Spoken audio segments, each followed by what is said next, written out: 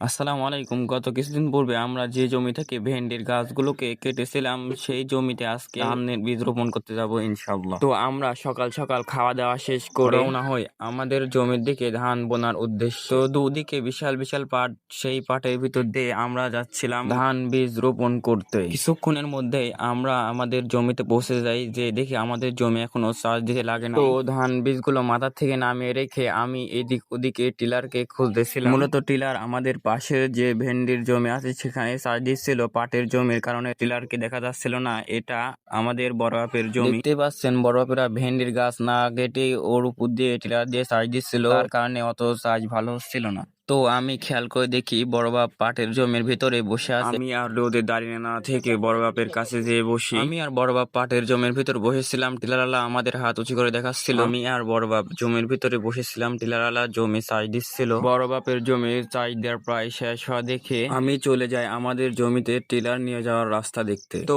ইতিমধ্যেই দেখি বড় বাপের জমি চাষ দেওয়া শেষ, টিলার আমাদের জমির দিকে যাচ্ছিল। আমিও টিলারের পিছু পিছু যাচ্ছিলাম। ইতিমধ্যেই টিলার আমাদের জমিতে প্রবেশ করে এবং চাষ দেওয়া শুরু করে দেয়। আমি গোটা জমি ঘুরে ঘুরে দেখছিলাম চাষ কেমন হচ্ছে। দেখতেই পাচ্ছেন চাষ মাশাআল্লাহ অনেক সুন্দরই হচ্ছিল।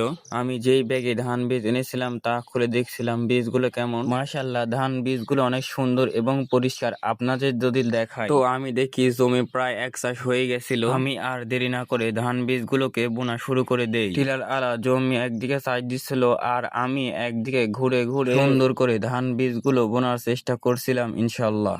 ধানের জমি বোনা শেষ, মই দেওয়া লাগবে, তো এই জন্য আমি মই আনতে চলে যাই। তো আমি যে দেখি প্রথমে যে ভুঁইটাতে টিলার চাষ দিয়েছিল সেই ভুঁইটাতে মই পড়ে আছে। তো মইটা আমি নিয়ে চলে আসি। মইটা নিয়ে আসার পরে টিলারওয়ালা সুন্দরভাবে মই দিয়ে চলে যায়। আজকের ভিডিও এই পর্যন্ত। আসসালামু আলাইকুম।